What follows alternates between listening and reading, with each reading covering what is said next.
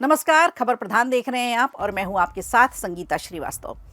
Rajya Sabha seat पर ticket बंटवारे को देखकर ऐसा लगता है कि टिकट बंटवारे में जातिगत फैक्टर काफी महत्वपूर्ण रहा। संभवतः इसीलिए पवन खेड़ा को, पवन सिंह को टिकट नहीं दिया गया। इस रेस में वो कहीं पीछे रह गए। छत्तीसगढ़ की 2 राज्यसभा सीटों पर चुनावी घमासान तो जैसे थम गया है।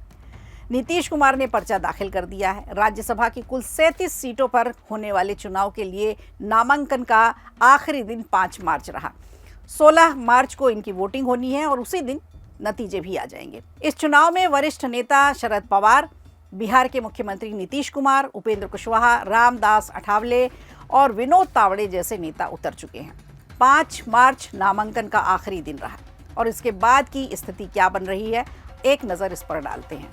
तो देखिए, 10 राज्यों की कुल 37 सीटों के लिए चुनाव होने जा रहे हैं। ज़्यादातर सीटों पर मान के चला जाए कि निर्विरोध ही चुनाव होना है।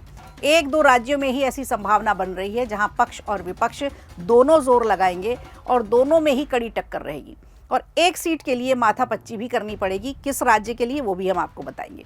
तो मौजूदा स्थिति में कुल 37 सीटों के लिए 39 लोगों ने पर्चा भरा है।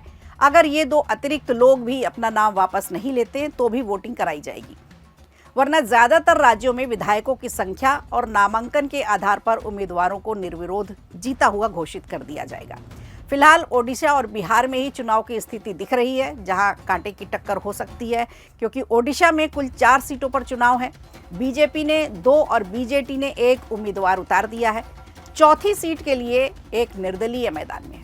एक को बीजेपी का समर्थन है तो दूसरे उम्मीदवार को कांग्रेस का समर्थन है। तो यहाँ कांटे की टक्कर देखने को मिल सकती है। तो उड़ीसा में चौथी सीट के लिए पेच फंस सकता है।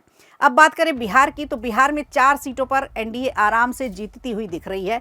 यहाँ सिर्फ एक ही सीट पर पेच फंसा हुआ है और वो 5वीं सीट के लिए मशक्कत करनी पड़ेगी बीजेपी को।